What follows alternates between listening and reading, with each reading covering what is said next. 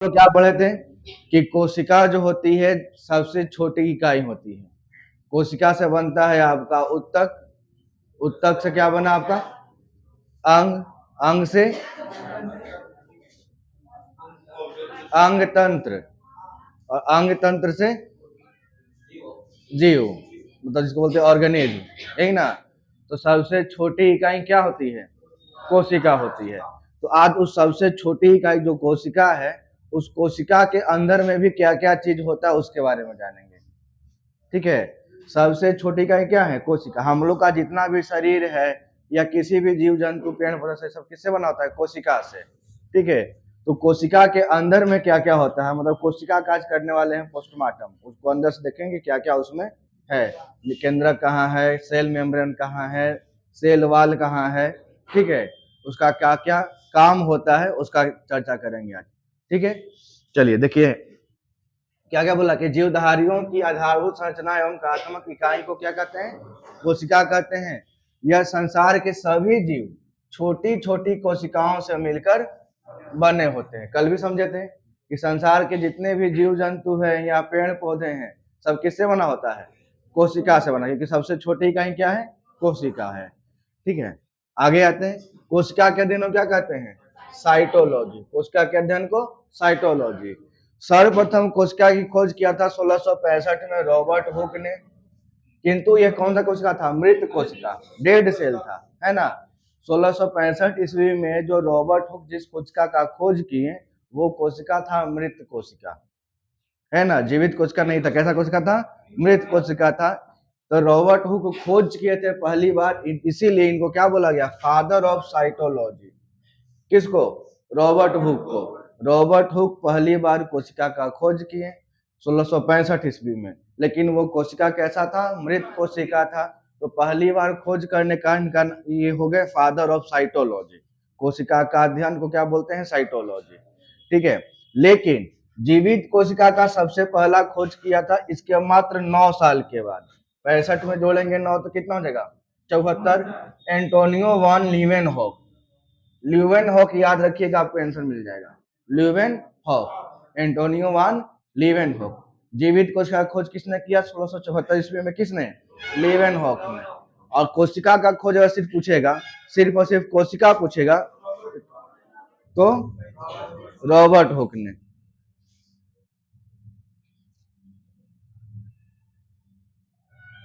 कोशिका का खोज किया रॉबर्ट हुक, ठीक है, 1665 में, लेकिन वह मृत कोशिका था। रॉबर्ट हुक को बोला गया फादर ऑफ साइटोलॉजी। लेकिन जीवित कोशिका की खोज किया था 1674 ईस्वी में, 65 से 9 साल के बाद 74 ईस्वी। ठीक है, किसने? एंटोनियो मान ल्यूवेनहॉक ने। लेकिन वो कैसा कोशिका था? जीवित कोशिका। तो अगर सिर्फ पूछे कोशिका की खोज किसने किया, तो रॉबर्ट हुक, है ना। कब हुआ? 1665 में। लेकिन जीवित कोशिका का खोज किया था 1674 में। किसने किया? एंटोनियो वान ल्यूवेनहॉक। कोशिका के अध्ययन क्या कहते हैं? साइटोलॉजी। जीवधारियों की सबसे छोटी इकाई कौन सी होती है? कोशिका होती है। सभी जीव जंतु या पेड़ पौधे किससे बने होते हैं? कोशिका से बने होते हैं। चलिए अब कोशिका सिद्धांत को समझते हैं। कोशिका सिद्धांत किसने दिया था? कोशिका जो होता है किससे काम करता है, ठीक है, जो उसका कुछ कुछ सिद्धांत होगा काम करने का, तो उस सिद्धांत को किसने दिया था? देखिए, कोशिका जर्मनी के वनस्पति विज्ञानी एम.जे. स्लाइडेन, नाम सुने होंगे, एम.जे. स्लाइडेन, और जर्मनी के जंतु विज्ञानी थियोडोर स्वान। आपका लूसेंट में स्लाइडेन और स्वान कर देता है, लूसेंट में देता है स्लाइडेन और स्वान। उनका पूरा नाम वो जर्मनी के थे। एक थे आपका वनस्पति विज्ञानी एम.जे. स्लाइडेन, और दूसरा थे जंतु विज्ञानी थियोडोर स्वान ने कोशिका सिद्धांत दिया। क्या दिया? कोशिका सिद्धांत, स्लाइडेन और स्वान। याद रखिएगा, कोशिका सिद्धांत, स्लाइडेन और स्वान। स्लाइडेन और स्वान थे कहाँ के?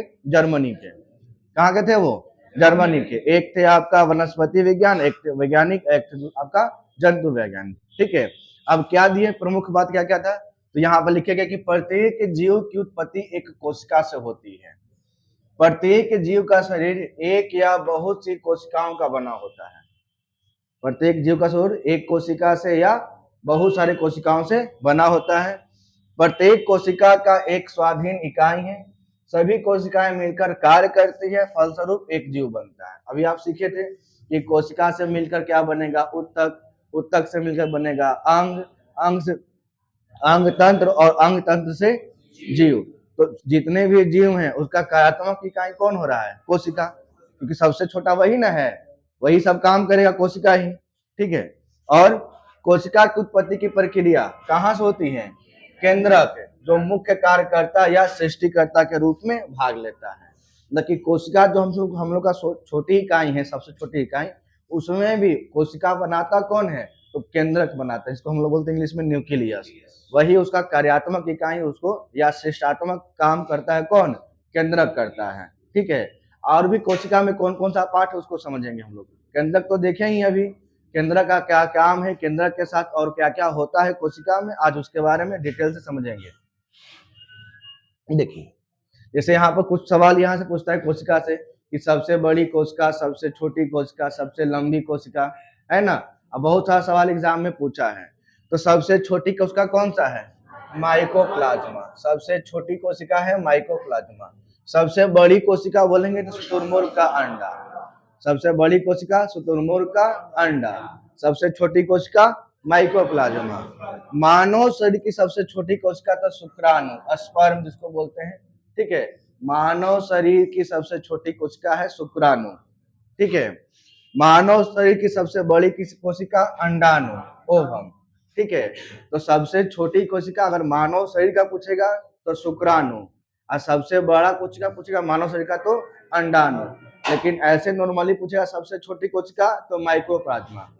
ठीक है। और सबसे बड़ी कोशिका शुतुरमुर्ग का अंडा। अब देखते हैं मानव शरीर की सबसे लंबी कोशिका तो तंत्रिका तंत्र, जिसको हम लोग बोलते हैं न्यूरॉन, है ना। न्यूरॉन का काम क्या है, इंफॉर्मेशन को ट्रांसफर करना एक स्थान दूसरे स्थान, न्यूरॉन। ठीक है। तो यहाँ पर 5 गो मेन बात हुआ। सबसे छोटी कोशिका माइकोप्लाज्मा, सबसे बड़ी कोशिका शुतुरमुर्ग का अंडा। अगर बात करते हैं मानव शरीर में तो सबसे छोटी शुक्राणु, सबसे बड़ी अंडाणु और सबसे लंबी तंत्रिका तंत्र, न्यूरॉन। कोई दिक्कत यहाँ तक, ये पांचों इंपॉर्टेंट है। ठीक है। चलिए 1 मिनट रुक जाइए, लास्ट वाले बेंच वाले बताइएगा, मानव शरीर की सबसे बड़ी कोशिका, इधर से, मानव शरीर की सबसे छोटी कोशिका, सबसे लंबी कोशिका, सबसे बड़ी कोशिका, मानव शरीर थोड़ी पूछे हम, नॉर्मली सबसे बड़ी कोशिका शुतुरमुर्ग का अंडा, सबसे छोटी कोशिका माइकोप्लाज्मा। चलिए याद कर लेंगे यहीं पे। अब देखिए ये आपका जंतु कोशिका, कोशिका भी दो तरह का, एक जंतु कोशिका और पादप कोशिका। दोनों में अंतर क्या होगा, तो उसमें सेल वाल का, एक में सेल वाल होगा, एक में सेल वाल नहीं होगा। ठीक है। सेल वाल प्रोटेक्शन करता है उसको कठोर बना के। ठीक है। तो ये हम लोग का जंतु कोशिका है। जंतु कोशिका के चारों साइड देखिए सेल मेम्ब्रेन से घिरा हुआ है, झिल्ली होता है और उसके अंदर में इतना सारा पार्ट, सब दिख रहा है रंग बिरंगा, है ना। ये सब के बारे में समझाएं कि ये क्या है, ये क्या है, इसको क्या कहते हैं, उसके बीच में केंद्रक को क्या बोलते हैं, ये जो आपका दिख रहा है क्या बोलते हैं इसको,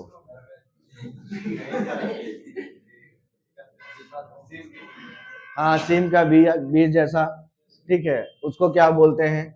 तो सबका अपना अलग अलग काम है। ठीक है।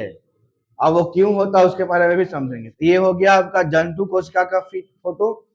एक होता है आपका, देखिए उसी के अंदर में देखिए ये आपका केंद्रक है, राइबोसोम, तारक काय, कोशिका द्रव, माइटोकॉन्ड्रिया, गोल्गी काय, अंतर्द्रव जलिका, कोशिका झिल्ली। अब ये सब तो लिखा हुआ है लाइसोसोम हिंदी में। ठीक है। अब सबका यूज भी तो देखेंगे ना, कि कैसा किसका किसका कहाँ पे यूज होता है और उसका क्या क्या काम है। ठीक है। आइए आइए तब कोशिका देखिए, दोनों समझा रहे, ये आपका पादप कोशिका, ये आपका जंतु कोशिका। यही फोटो उधर बड़का में देख रहे थे। ठीक है। तो दोनों को डिफरेंशिएशन देखने के लिए यहाँ पर देखिए पादप कोशिका, ये आपका जंतु कोशिका। पादप कोशिका के जो बाहर बाहर ग्रीन ग्रीन दिख रहा है, ये इसका सेल वाल है। क्या है, सेल वाल। ठीक है। और इसमें आपका सेल वाल नहीं होता है। सेल वाल का हिंदी कोशिका भित्ति, झिल्ली नहीं, कोशिका भित्ति। ठीक है, कोशिका भित्ति। ठीक है, ये आपका किसमें मिलेगा? पादप कोशिका में। सेल वाल जो है कोशिका भित्ति सिर्फ और सिर्फ मिलेगा पादप कोशिका में, जंतु कोशिका में सेल वाल नहीं होता है। ये कठोर बनाता है ताकि वो सुरक्षित रहे। ठीक है, पादप मतलब किसको? पेड़ पौधा, यही ना बोल सकते हैं, पेड़ पौधा। तो पेड़ पौधा में आपका होता है सेल वाल, कोशिका भित्ति, और जंतु कोशिका में सेल वाल नहीं होता। इसमें सिर्फ कोशिका झिल्ली है, जो बाहर बाहर दिख रहा है ना, ये जो पार्ट दिख रहा है इसको बोलेंगे कोशिका झिल्ली, कोशिका झिल्ली। कोशिका झिल्ली इसमें भी है, लेकिन कोशिका झिल्ली के देखिए इसमें एक हल्का डार्क में ग्रीन कलर का होगा, डार्क ग्रीन, पतला सा। ठीक है, तो ये जो डार्क में है आपका गहरा ग्रीन में, ये आपका कोशिका झिल्ली है, इसी का कोशिका झिल्ली। इसमें भी कोशिका झिल्ली है, कोशिका झिल्ली दोनों में है, लेकिन इसमें एक सेल वाल है, मतलब कोशिका भित्ति है, और उसमें कोशिका भित्ति नहीं है। तो पादप कोशिका में कोशिका भित्ति होती है, लेकिन जंतु कोशिका में कोशिका भित्ति नहीं होती है। बाकी सेम सेम सब में है, इसमें भी देख लीजिए ऐसा फिगर, इसमें भी दिख रहा है ऐसा फिगर। ठीक है, चलिए आगे आते हैं, अगर लिखा भी होगा देखिए। कोशिका अगर झिल्ली की बात करते हैं, सेल मेम्ब्रेन को बोलते हैं, ये बाहरी चौक को जो आवरण है गोलाकार, ये क्या होता है कि कोशिका के सभी अवयव एक झिल्ली के द्वारा घिरे रहते हैं, इस झिल्ली को ही कोशिका झिल्ली कहते हैं। देखिए कोशिका के जितने भी अवयव है, अंदर में जो मटेरियल है वो सब एक पैक है झिल्ली में, है ना। एक ट्रांसपेरेंट झिल्ली में क्या हुआ हो, पैक है, उसी को क्या बोला गया? कोशिका झिल्ली। क्या बोला गया उसको? कोशिका झिल्ली।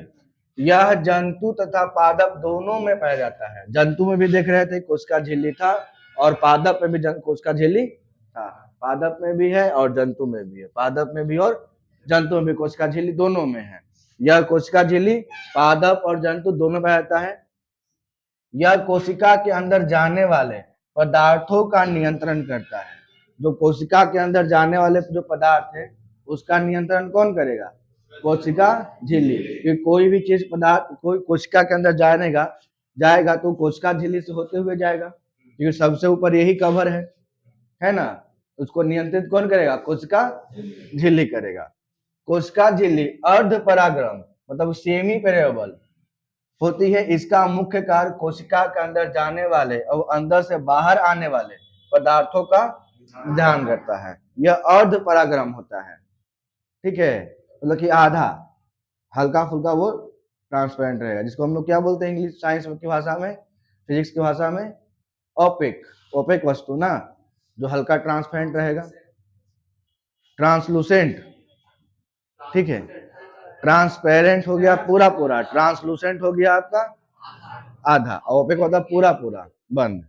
ठीक है, ये ट्रांसलूसेंट हो गया। अर्ध परागम झिल्ली होता है, इसमें से आधा आधा ही भाग दिखेगा, हल्का फुल्का। ठीक है, इसको क्या बोला गया? यह क्या करता है निर्धारित कि इसका मुख्य कार्य कोशिका के अंदर जाने वाले या अंदर से बाहर आने वाले पदार्थों का क्या करता है? निदान करता है। तो कोशिका झिल्ली देखें, कोशिका के जितने भी द्रव अवयव हैं वो एक झिल्ली के रूप में पैक होता है झिल्ली के अंदर। तो उस झिल्ली को क्या बोलेंगे? कोशिका झिल्ली, जिसका मुख्य काम क्या है? कोशिका के अंदर जाने वाले या अंदर से बाहर आने वाले पदार्थों का नियंत्रण करना। ठीक है, क्योंकि सबसे ऊपरी परत यही है, कोशिका झिल्ली है। चलिए कोशिका झिल्ली समझे। अब बात करते हैं हम लोग कोशिका भित्ति, सेल वाल। ठीक है, देखिए आया नहीं पादप कोशिका, ये कौन सा कोशिका है? पादप कोशिका। ये फोटो दिखा रहे थे आप लोग को, ये हुआ पादप कोशिका। इसमें क्या था कि यह केवल पादपों में पाई जाती है, वह केवल पादपों में पाई जाती है। यह सेलुलोज की बनी होती है। किसकी बनी होती है? सेलुलोज की। इसका आकार होता है चौकोर। यह कोशिका को निश्चित आकार एवं आकृति बनाए रखने में सहायता करता है। चौकोर आकार का होता है। यह पेड़ों को कठोरता भी प्रदान करता है। अभी बताए थे कि कोशिका भित्ति जो होता है क्या बनता है? हार्डनेस, वो पेड़ों को कठोर बनाता है। ठीक, किसके द्वारा? कोशिका भित्ति के द्वारा। कोशिका भित्ति किसका बना होता है? सेलुलोज का। ठीक है, अब देखिए यहाँ पर बना हुआ है जंतु। तो जंतु में भी कोशिका भित्ति किसी किसी मिलेगा, तो किसका बना होता है? लिपिड और प्रोटीन का। पादप में सेलुलोज का, जीवाणु का पेप्टिडोग्लाइकन का, और कवक में काइटिन का। ठीक है, कवक में किसका होता है बना हुआ? काइटिन का। और ऐसे पादप में सेलुलोज का। कोशिका भित्ति का काम क्या है? यह कठोर बनाता है ना। पेड़ पौधों क्या बनाएगा? कठोर बनाएगा। कोशिका भित्ति सिर्फ और सिर्फ किस में मिलेगा? पादप कोशिका में। जंतु कोशिका में कॉमन क्या था? कोशिका झिल्ली। जंतु कोशिका में कोशिका भित्ति मिलेगा नहीं, किस में मिलेगा? पादप कोशिका में। इसका काम क्या है? कठोर बनाना। क्या काम है इसका? कठोर। इसे आप देखिए, वाल है, दीवाल, दीवाल ना बोलते हैं उसको। तो दीवाल कैसा होता है? हार्ड, मुलायम तो होता नहीं है, नहीं ना। तो वैसे ही याद रखिए, मतलब कि इसको याद करने का एक तरीका बता दी कि कोशिका सेल वाल, कोशिका भित्ति जैसे दीवार के रूप में रहता है। ठीक है, तो उसको क्या बनाएगा? वो हार्डनेस बनाएगा, हार्ड बनाएगा, कठोर बनाएगा। तो पेड़ पौधों को कठोर बनाने का काम कौन करता है? सेल वाल, कोशिका भित्ति। कोई दिक्कत यहाँ तक? नहीं सर। कोशिका भित्ति सिर्फ किस में मिलेगा? पादप कोशिका में। अब कोशिका झिल्ली आपका दोनों में रहेगा, पादप में भी और जंतु में भी।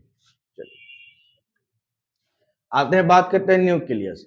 अभी आप लोग फोटो देख रहे थे, बड़ा वाला फोटो जिसमें एक बीच में से था बना हुआ, दिख रहा था आपको बीच वाला पार्ट? दिखाते हैं, ये देखिए, ये जो पार्ट है ना बीच वाला, ये क्या है आपका? केंद्रक है। इसी को बोलते हैं केंद्रक। अब केंद्रक का मेन काम क्या है? मुख्य काम। तो केंद्रक को समझते हैं।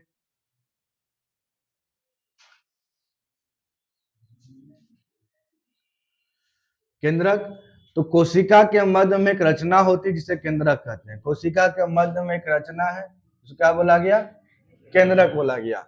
यह पादप कोशिका और जंतु कोशिका दोनों में मिलता है। केंद्रक किसमें मिलेगा? पादप में भी और जंतु में। आपका जो दोनों फिगर दिखा था, दोनों में केंद्रक था, प्लांट सेल और एनिमल सेल, मतलब पादप कोशिका और जंतु कोशिका में भी।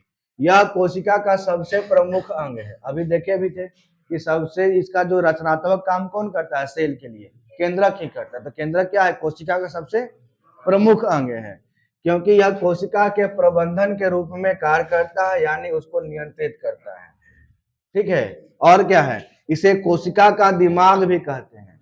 तो कोशिका का दिमाग किसको बोला गया? केंद्रक, क्योंकि वही ना मैनेज कर रहा है सबको। पूरा कोशिका का मैनेज कौन कर रहा है? केंद्रक।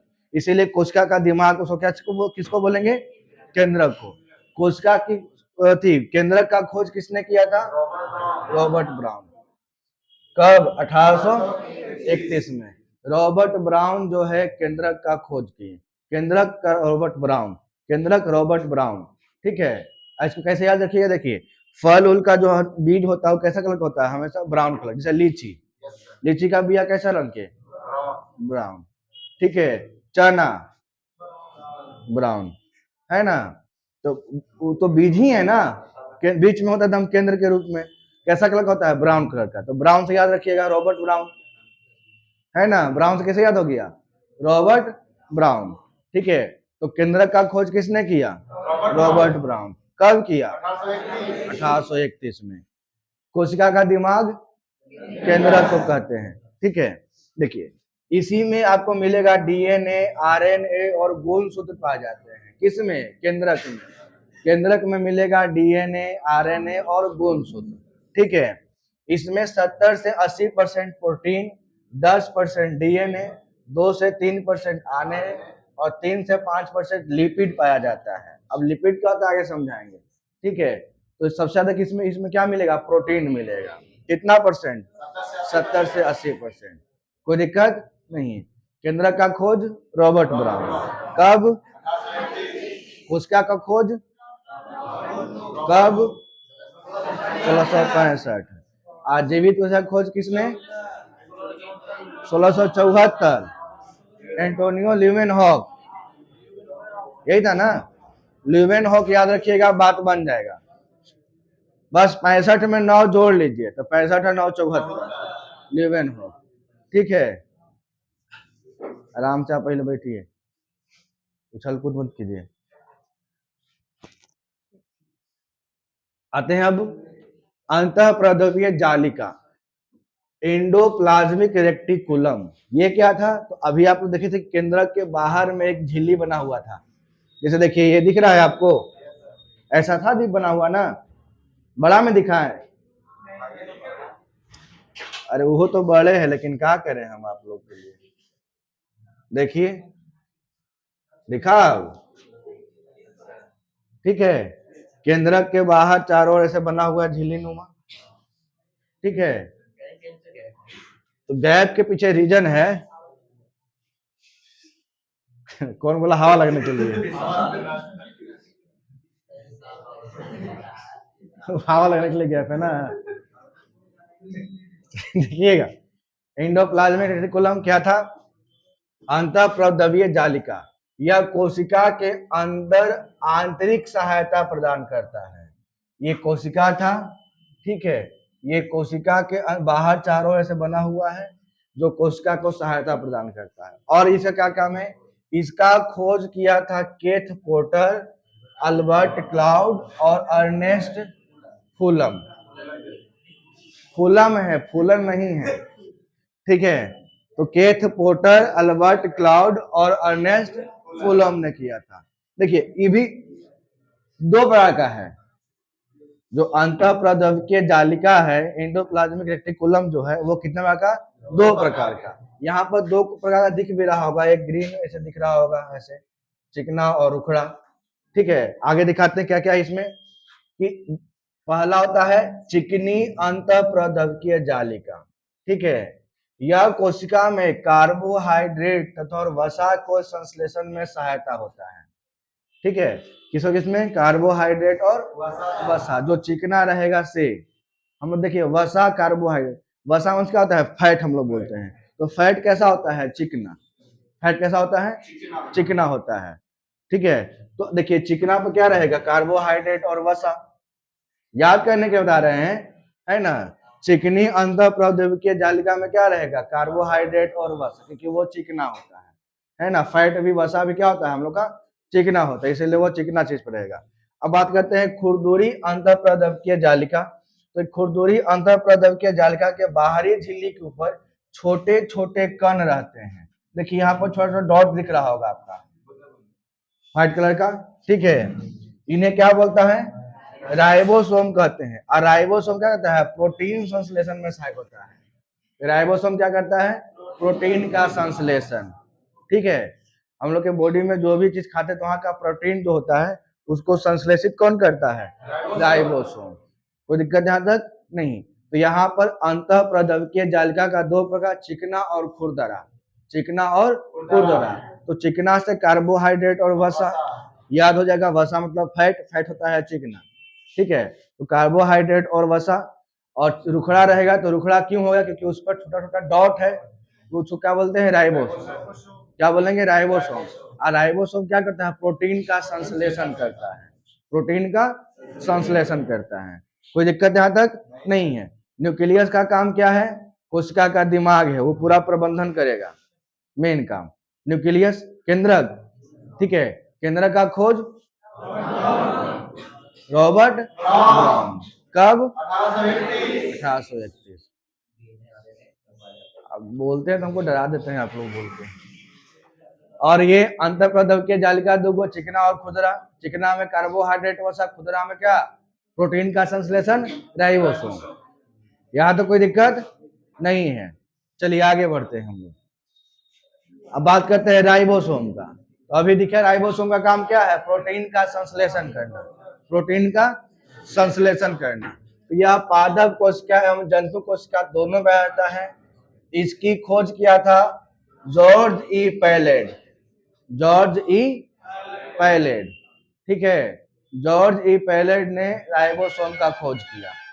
ठीक है, और यह कोशिका का सबसे छोटा अंग है। कोशिका तो अपने छोटा था, उसका भी सबसे छोटा अंग कौन है? राइबोसोम। कोशिका का सबसे छोटा अंग राइबोसोम। ठीक है, बात करते हैं राइबोसोम क्या होता है कि न्यूक्लिक एसिड नामक अम्ल और प्रोटीन की बनी होती है। राइबोसोम किसका बना हुआ है? तो न्यूक्लिक एसिड और प्रोटीन का। न्यूक्लिक एसिड और प्रोटीन, न्यूक्लिक एसिड और प्रोटीन का बना हुआ है कौन? राइबोसोम।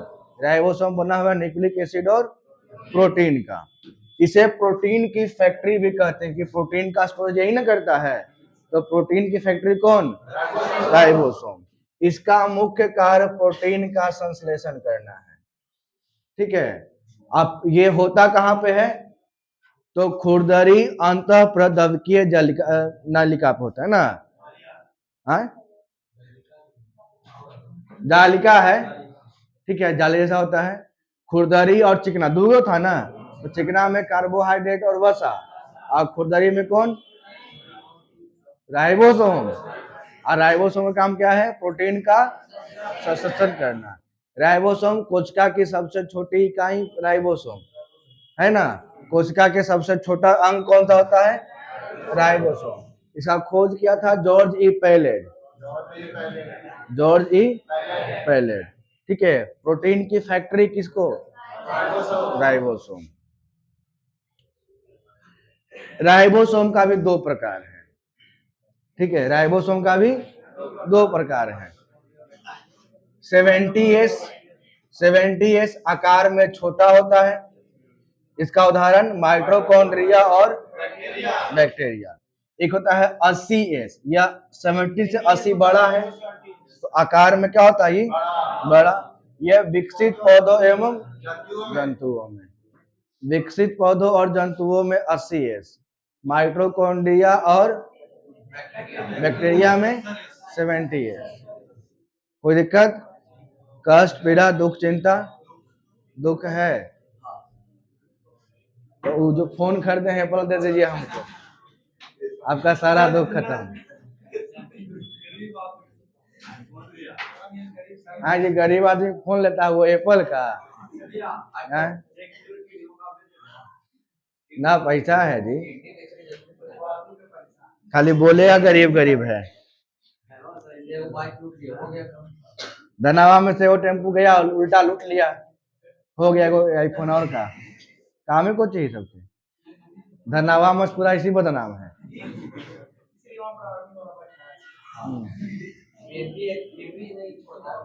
चलिए ध्यान दीजिए। अब प्रोटीन अथी राइबोसोम कितने प्रकार का? दो प्रकार का, 70S और 80S।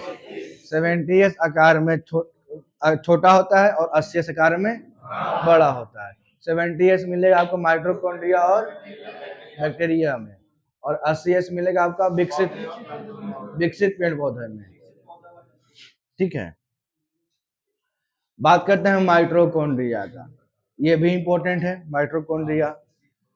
माइटोकॉन्ड्रिया की खोज 1880 ईस्वी में कोलिकेर के द्वारा की गई। ठीक है, कोलिकर या कोलिकेर जो पढ़ना पढ़िएगा।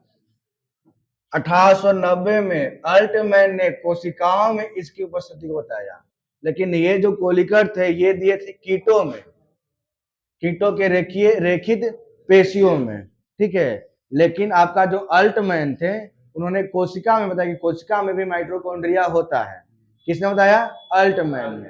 कब? 1890 में। आज इसका नाम दिए बायोब्लास्ट। बायोब्लास्ट। फिर बाद में आया 90 के बाद 98 में सी बेंडा ने इसका नाम कर दिया माइटोकॉन्ड्रिया रखा। ठीक है, देखिए नामकरण चेंज होते रहा। बायोब्लास्ट नाम दिए थे अल्टमैन, ये बोले कि कोशिकाओं में भी आपका माइटोकॉन्ड्रिया होता है, लेकिन उसका नाम था बायोब्लास्ट। ये कब का कहानी? 1890 का। किसने खोजा था? अल्टमैन ने। लेकिन 1890 के बाद 8 साल के बाद 1898 है ना, जैसे 1898 हुआ तो उसमें एक नाम आया सी बेंडा का। सी बेंडा बोले कि नहीं, जो बायोब्लास्ट है उसी का नाम क्या है? माइटोकॉन्ड्रिया है। ठीक है, अब इसका यूज देखते हैं माइटोकॉन्ड्रिया का। तो यह कोशिका द्रव में पाई जाने वाली गोलाकार अथवा सूत्राकार रचनाएं होती है। माइटोकॉन्ड्रिया दोहरी झिल्ली से घिरी होती है तथा इसके उभारों को क्या कहते हैं? क्रिस्टी कहते हैं। आप देख रहे हैं माइटोकॉन्ड्रिया का, ठीक है, ये जो आपका आंतरिक झिल्ली है और बाहरी झिल्ली है, और इसमें जो निकला हुआ ऐसे ऐसे उभार है उसको क्या बोलेंगे? क्रिस्टी है। ये जो आपका उभार दिख रहा है निकला हुआ, इसको क्या बोला गया? क्रिस्टी बोला गया। अब देखिए यही माइटोकॉन्ड्रिया है, आप जो जिसको बोल रहे थे ना सीम के बिया वाला, उसी को ऐसे पोस्टमार्टम के खोल के देखे तो उसके अंदर में ऐसे ऐसे दिखाई दे रहा था, है ना? आपको याद आ रहा है अभी? कहाँ याद है? याद तो कुछ और है आपको। देखिए ये यही था ना सीम का बिया जैसा, तो इसके अंदर में दिख रहा था ऐसे ऐसे पार्ट दिख रहा है, ठीक है। तो इसी को बड़ा किया गया, तो बड़ा करने के बाद क्या दिखा गया कि इसके अंदर भी एक निकला हुआ ऐसा पार्ट है, उभरा हुआ भाग दिखाई दे रहा है, उसको क्या बोला गया? क्रिस्टी बोला गया, ठीक है। तो सबसे पहले कोशिका को देखे कौन थे? कोहलिकर 1880 ईस्वी में, 1890 में आए अल्टमैन, उन्होंने बोला इसको बोला कि बायोब्लास्ट है। 89 में 98 में आए सी बेंडा, वो बोला कि नहीं इसको बोलेंगे माइटोकॉन्ड्रिया, ठीक है।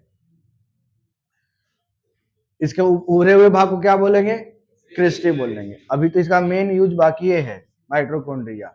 माइटोकॉन्ड्रिया को कोशिका का ऊर्जा गृह, पावर हाउस कहते हैं। बहुत बार आप लूसेंट में पढ़े हैं, powerhouse of cell mitochondria, है ना? जो सेल को क्या बोलता है? ऊर्जा प्रदान करता है, कौन? माइटोकॉन्ड्रिया, ठीक है।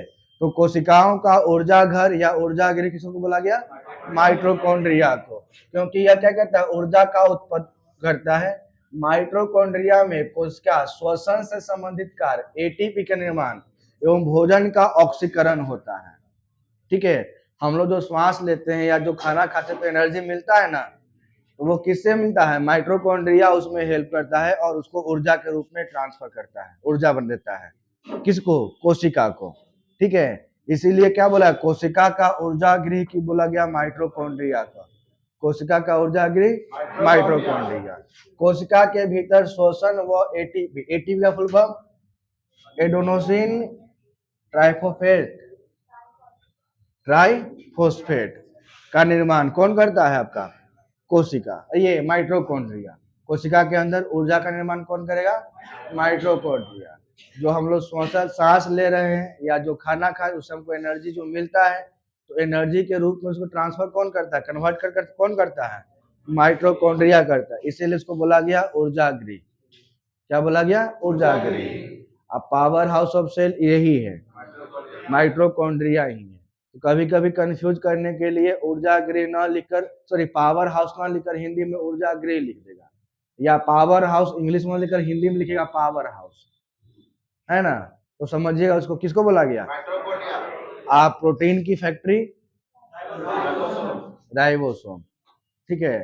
राइबोसोम का खोज किसने?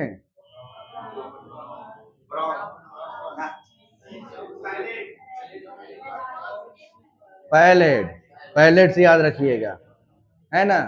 रॉबर्ट ब्राउन तो खोज किए थे केंद्रक का, तो केंद्रक होता है ब्राउन कलर का ना, किसी भी फल का बीज ब्राउन कलर का, इसीलिए उसको बोला गया केंद्रक। ब्राउन से याद कर लीजिए, ठीक है। आते हैं लाइसोसोम। तो लाइसोसोम की खोज किया था क्रिस्टियन डी दुबे, है ना? Christian D Dubey. यह कोशिका के अंदर पाचन का कार्य करता है। क्या करता है? पाचन का काम करता है। इसके अंदर जल अपघटक एंजाइम पाया जाता है।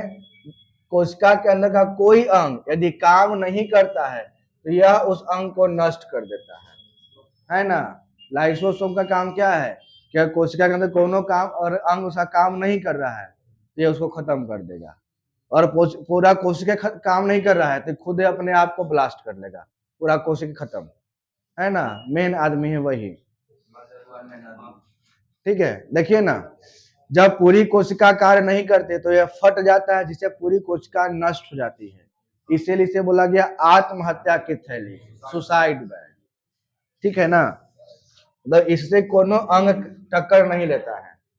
कहना था कि लाइसोसोम से कोशिका के अंदर जितने भी उसका अंग है कोई इसे टक्कर नहीं लेता, जानते कि बहुत खतरनाक आदमी है, और उससे टक्कर लेंगे काम नहीं करेंगे तो हमरे खा जाएगा, है ना। और ज्यादा खिसियागा तो खुद फट जाएगा, हमने सब के मार देगा, इसलिए उसे टकरे नहीं लेता है। किससे? लाइसोसोम से। क्यों? क्योंकि बोलता है इसको क्या है, आत्महत्या की थैली है। इसका मेन काम क्या है कि अगर कोशिका के अंदर कोई भी अंग काम नहीं कर रहा है तो उस अंग को ही नष्ट कर देता है, ठीक है। और पूरे कोशिका को नष्ट करने से खुद फट जाएगा, ठीक है। पूरे खुद फट गया तो पूरा कोशिका नष्ट, ठीक है। कौन फट जाएगा? लाइसोसोम। तो समझिए कि वो है, कौन सी बोलते हैं उसको, मानव बम। अपने तो मरबो करेंगे, 10 को के मार मुंह देंगे।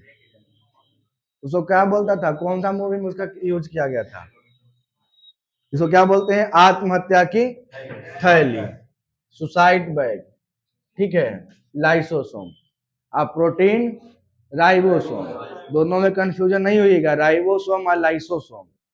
राइबो प्रोटीन का काम, प्रोटीन संश्लेषित करता है, और लाइसोसोम आत्महत्या की थैली, ये नष्ट करने का काम करता है, ठीक है। अब आ जाइए गोल्जी का। गोल्जी का इसकी खोज किया था 1898 में कैमिलो गोल्जी। नाम आसान है, गोल्जी से याद रखिएगा, गोल्की नहीं है, गोल्जी है। Camillo Golgi. गोल्जी से गोल्जी का है, यह पदार्थों का परिवहन करता है, पदार्थ का परिवहन करता है, अर्थात इसे यातायात में सहायता है, इसीलिए इसे क्या कहते हैं? यातायात प्रबंधक कहते हैं, यातायात प्रबंधक, ठीक है। ये आपका दिख रहा है जो पदार्थों का परिवहन करवाता है, कौन? गोल्जी का। कब, किसने खोज, किसने किया था? कैमिलो गोल्जी ने, 1898 कैमिलो गोल्जी। गोल्जी का है, गोल्जी से याद हो जाएगा, है ना। इसका काम क्या है? प्रबंधन का काम करता है, सॉरी परिवहन का काम करता है, पदार्थ का परिवहन, यातायात में सहायता करवाता है, ठीक है। तारक का सेंट्रोसोम, ठीक है। तो यह केवल जंतु कोशिका में आता है। सेंट्रोसोम कहाँ मिलेगा? जंतु कोशिका, पादप कोशिका में नहीं, प्लांट में तारक का नहीं मिलेगा, ठीक है। सिर्फ किस में मिलेगा? जंतु कोशिका में। यह बेलन जैसी संरचना है, यह केंद्र के पास मौजूद रहती है, यह कोशिका विभाजन में सहायता करता है। सेल डिवीजन जब होता है, कोशिका विभाजन, तो ये खुद टूट जाएगा, ठीक है, और टूट के फिर बाद में जुड़ जाएगा, ऐसे देखिए। कोशिका विभाजन में सहायता, तो कोशिका विभाजन में सहायता कौन करता है? तारक का, ठीक है। इंग्लिश में इसका नाम क्या है? सेंट्रोसोम। ये किस में मिलेगा? सिर्फ जंतु कोशिका में, पादप कोशिका में नहीं मिलता है। तो पादप कोशिका में क्या मिलता है जो जंतु कोशिका में नहीं मिलता है? कोशिका भित्ति। याद हो गया, है ना। पादप कोशिका में कोशिका भित्ति होता है, जंतु कोशिका में नहीं होता है। जंतु कोशिका में तारक काय होता है, पादप कोशिका में नहीं होता है। कोई दिक्कत नहीं है, बदला ले लिया वो, ठीक है। इसका काम क्या है? कोशिका विभाजन में मुख्य रूप से ही काम करता है, कौन? तारक का, कोशिका विभाजन में। अब वैकुल्स की काम करते हैं। वैकुल्स का काम क्या है? देखिए वैकुल्स क्या है, एक ऐसा होता है कटोरी जैसा वैकुल्स, जिसका हिंदी होता है रसधानी या रसधानियां या रिक्तियां, है ना, रिक्तिका या रसधानी। इसका काम क्या है? यह निर्जीव रचना है जिसमें तरल पदार्थ भरा होता है, जो कि एक झिल्ली से क्या होता है? रसधानी में एक प्रकार का द्रव पाया जाता है जिसे कोशिका रस कहते हैं। क्या बोलते हैं? कोशिका रस। कोशिका रस में जल होता है, खनिज लवण होता है, कार्बोहाइड्रेट इत्यादि पाए जाते हैं। रसधानी जंतुओं में छोटी होती है, पादपों में क्या होती है? बड़ी होती है। रसधानी क्या होता है? एक होता है कटोरी जैसा, इसमें आपका रस भरा हुआ है, ठीक है। उसमें क्या क्या मिलेगा आपको? तो जल मिलेगा, खनिज लवण मिलेगा और कार्बोहाइड्रेट सब मिलेगा। तो जंतुओं में छोटा छोटा मिलेगा, लेकिन पादपों में क्या मिलेगा? ये बड़ा रहेगा, ठीक है। रसधानी, वैकुल्स। कोई दिक्कत यहां तक नहीं। प्लास्टिड, मेन इंपोर्टेंट प्लास्टिड है, ठीक है। प्लास्टिड कलर डिफाइन करेगा इसमें कुछ कुछ, समझिएगा। प्लास्टिड यह केवल पादप कोशिका में आता है। किसमें? प्लांट सेल में। प्लांट सेल में मिलेगा आपका प्लास्टिड, जिसको बोलते हैं हम लोग लवक। यह 3 प्रकार का होता है।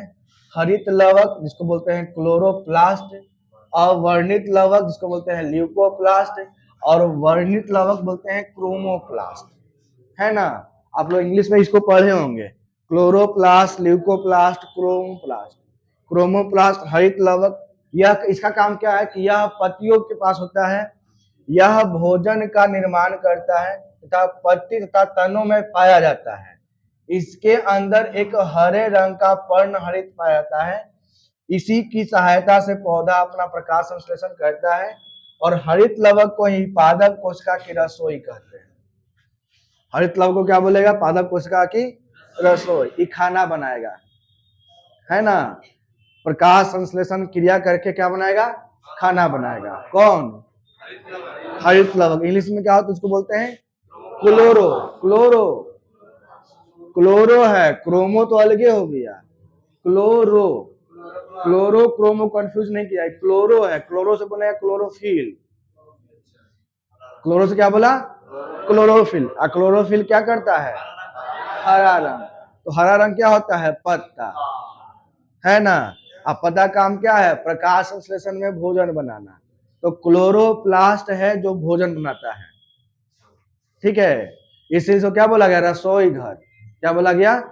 रसोई घर, किचन बोल दिए उसको, ठीक है। पादप कोशिका का रसोई किसको बोलते हैं? क्लोरोप्लास्ट। क्लोरोप्लास्ट हरित लवक। हरा किल दिख रहा है, हरे हरा, ठीक है। तो हरा रंग हरित लवक। यह क्या मिलेगा? पत्ती और तना में, पत्ती और तना में। अब आते हैं अवर्णित और वर्णित के बारे में। ल्यूकोप्लास्ट क्या होता है? देखिए, यह रंगहीन लवक है। यह पौधों के उन भागों में पाया जाता है जहां सूर्य का प्रकाश नहीं पहुंचता, जैसे जड़ हो गया, भूमिगत तना हो गया, ठीक है। इसका काम क्या है कि यह भोज्य पदार्थों का संग्रहण करने वाला लवक है। भोज्य पदार्थों का संग्रहण, जो भोज्य पदार्थ बन गया क्लोरोप्लास्ट द्वारा, जितना यूज हुआ तो हुआ, नहीं तो जो बन गया उसको स्टोर कर लिया, है ना। ये स्टोर रूम इसको बोल देंगे। किसको? ल्यूकोप्लास्ट को। अवर्णित लवक, हरित लवक, अवर्णित लवक, अवर्णित लवक। तो हरित लवक खाना बनाएगा, ठीक है। ल्यूकोप्लास्ट उसको स्टोर करेगा, है ना। अब इसमें बात करते हैं वर्णित लवक। तो यह रंगीन लवक होते हैं। यह लवक रंग प्रदान करता है, जैसे फूल का कलर अलग अलग, बीज का कलर अलग अलग होता है ना, फल का भी अलग अलग कलर होता है, कोई हरा होता है, कोई लाल होता है, कोई सफेद होता है, ठीक है। किसके कारण? वर्णित लवक, क्रोमोप्लास्ट, ठीक है। आप लोग पढ़े होंगे कि टमाटर का लाल रंग लाइकोपीन के कारण, गाजर का कैरोटीन के कारण, चुकंदर का विटामिन के कारण, है ना। चुकंदर का तो खूनी लाल कलर होता है विटामिन का, गाजर का वैसा का कैरोटीन कारण, कैरोटीन। टमाटर का लाल रंग लाइकोपीन। तो किसमें है? तो उसमें क्या है आपका? वर्णित लवक है, जो कलर दे रहा है उसमें, ठीक है। तो 3 गो हो गया आपका प्लास्टिड, आपका 3 गो लवक। 3 गो कौन कौन सा? तो हरित लवक, अवर्णित लवक और वर्णित लवक। Chloroplast, leucoplast, chromoplast. तार छूटल है क्या माइक वाला? कभी कभी सटता है तो आवाज निकलता है। क्लोरोप्लास्ट, ल्यूकोप्लास्ट और क्रोमोप्लास्ट। क्लोरोप्लास्ट का काम क्या है? भोजन बनाना। ल्यूकोप्लास्ट स्टोर करना, और क्रोमोप्लास्ट कलर प्रदान करना, जैसे लाल, पीला, हरा, ब्लू जो भी होता है, ठीक है। चलिए, ये आपका देखिए, यह केवल सिलिया और फ्लेजिला, कोशिका के पीछे लास्ट में ऐसे कुछ जैसा निकला होता है ना। उसके ऊपर में एक बाल जैसा होता है, जैसे हम लोग के ऊपर होता है ना बाल, रोमा जैसा, उसको बोलते हैं सिलिया, इसको बोलते हैं फ्लेजिला। जो टोची जैसा निकला हुआ है लास्ट में फ्लेजिला, और बाल नुमा है वो सिलिया। यह केवल जंतु कोशिकाओं में पाया जाता है, पादप कोशिका में नहीं मिलता है ना। सेल के ऊपर में बाल नुमा होता है, उसको बोलते हैं सिलिया। आप पोछी नुमा लिखा हुआ है फ्लेजिला। ये किस में मिलेगा? जंतु कोशिका, पादप में नहीं मिलेगा। अब प्लास्टिड किस में मिलता है, जंतु में कि पादप में? पादप कोशिका में, क्योंकि पादप कोशिका में ना हो रहा है पत्ती उत्ती, कि हम लोगों में भी पत्ती होता है, जंतुओं में भी नहीं ना। आप लोगों को होता होगा, बौड़ाहा का पेड़ को होता है, पेड़ में पत्ती होवे करेगा। आइए यहाँ पर समझने के लिए बेसिक इंपॉर्टेंट पॉइंट ये है कि क्या होता है क्या नहीं होता है।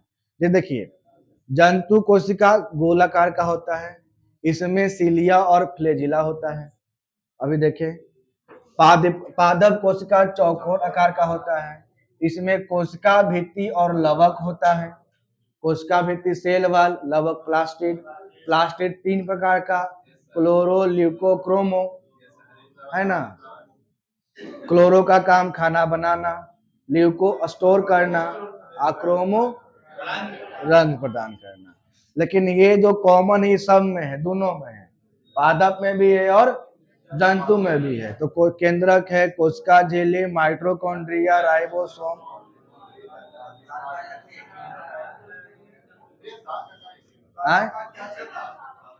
तारक का नहीं पढ़े थे अभी?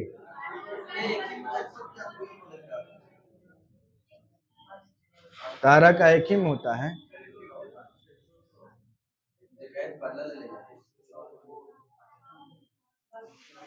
बिल्कुल, तारक का है। जंतु कोशिका पाया जाता है, जंतु कोशिका में, पादप कोशिका में तारक का है।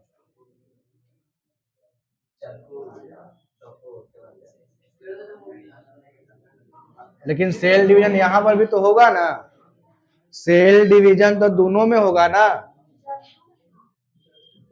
वहां पर लिखा सेल डिवीजन दोनों में होता है, प्लांट में भी और एनिमल में भी, इसलिए दोनों में आपका तारक का मिलेगा। ठीक है, वहां पर मिस्टेक हुआ है। आइए यहाँ पर आप समझते हैं प्रोकैरियोटिक और यूकैरियोटिक सेल, ये भी इंपॉर्टेंट है।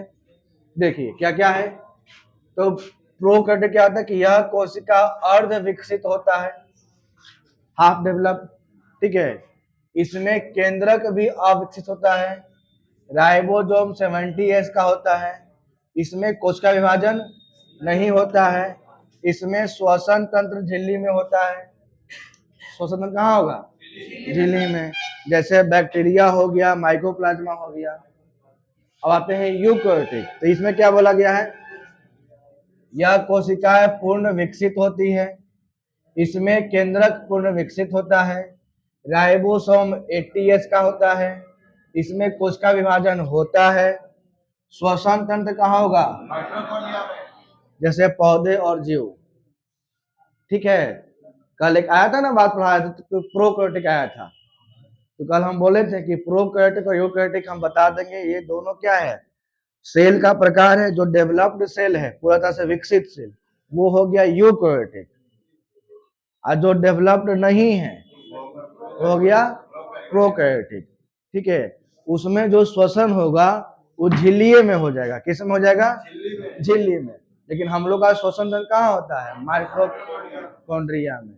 इसीलिए माइटोकॉन्ड्रिया क्या बोला गया? पावर हाउस ऑफ सेल, कोशिका का ऊर्जा गृह। आप प्रोटीन का संश्लेषण कौन? आत्महत्या की थैली लाइसोसोम। और न्यूक्लियस का दिमाग, न्यूक्लियस बोल ही दिए थे हम। कोशिका का दिमाग केंद्रक, है ना। दिमाग में दोनों चीज चल रहा था, आंसर भी और सवाल भी, तो मिल गया दोनों। चलिए आइए देखिए, दोनों का फोटो है। प्रोकैरियोटिक सेल है ना, सिंगल सेल है, और यूकैरियोटिक सेल मल्टी सेलुलर है। ठीक है, फोटो के साथ अच्छे से डिफाइन किए हैं। अब आया हम मेन मुद्दा। चलिए आइएगा और आराम से लोग बोलिएगा, कोशिका के वैज्ञानिक अध्ययन को क्या कहते हैं? साइटोलॉजी। किस ब्रिटिश वैज्ञानिक ने कोशिका की खोज की? रॉबर्ट हुक ने। अब देखिए, सब पूछा है CHSL 2016, CGL 2019, NTPC 2021। आइए 2022 का सवाल है। निम्नलिखित में से कौन सी सबसे बड़ी ज्ञात कोशिका है? शुतुरमुर्ग का अंडा। कोशिका सिद्धांत का प्रस्ताव देने वाले वैज्ञानिक का नाम कौन? स्लाइडेन स्वान। कोशिका सिद्धांत स्लाइडेन और स्वान ने। कौन सा लगभग प्रत्येक कोशिकाओं में पाया जाने वाला गुण नहीं है? कोशिका भित्ति। आज देखिए, ये आपका बीपीएससी 2020 का है और यूपीपीसीएस 2021 का है। पादप कोशिका या वनस्पति कोशिका भित्ति मुख्यतः किसके बनी होती है? सेलुलोज की। दिखाए थे ना अभी, सेलुलोज की। अंतःद्रव्य की सतह पर उपस्थिति के कारण वह खुरदरी होती है। राइबोसोम, यही ना। आज चिकना रहेगा तो वसा और कार्बोहाइड्रेट। चलिए, राइबोसोम सीपीओ 2020 का है। कोशिका के किस हिस्से में प्रोटीन बनाया जाता है?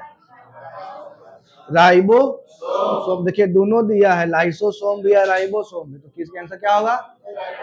राइबोसोम। निम्नलिखित में से किस कोशिका अंग को कोशिका की आत्मघाती थैली या सुसाइड बैग? लाइसोसोम। देखिए कितना बार पूछा है। एमटीएस 19 में, सीपीओ 17 में, 18 में, 1900 में, यूपीपीसीएस जूलॉजी का ऑप्शनल था उसमें 2018 में, है ना। और बाकी तो लिखे कितना लिखेगा लोग, लिखेगा तो पूरा पन्ना, एक पन्ना की लिखे, कितना बार पूछा है। नॉर्मली जो रिसेंट में रहेगा 5-6 साल पहले उसका लिख दिए। निम्नलिखित में से किसको कोशिका का शक्ति गृह है? यही है सुतरकनिका। देखिए, इसमें एक्स्ट्रा नाम दिया ना माइटोकॉन्ड्रिया का, क्या होता है? सुतरकनिका। तो माइटोकॉन्ड्रिया नहीं दिया है तो क्या देगा? सुतरकनिका देगा। निम्नलिखित में से कौन सी कोशिकांग केवल पादप कोशिका में उपस्थित है? प्लास्टिड। प्लास्टिड का 3 गो अंग का नाम बताइएगा। 1 मिनट, आप लोग तीनों। हाँ हाँ, बहुत बढ़िया। प्लास्टिड, मतलब मन लगा के पढ़ रहे हैं। निम्नलिखित में से कोशिका का नियंत्रक केंद्र कौन है? केंद्रक। दे भी दिया उसी में आंसर, केंद्रक हो जाएगा, जो नियंत्रित करता है। यही आपका हो गया अंत्य। ठीक है, ये तो हो गया आपका सेल का। अब शुरू करते हैं हम लोग क्या? पॉलिटी। 1 मिनट के लिए वीडियो रोकिए तो खाली।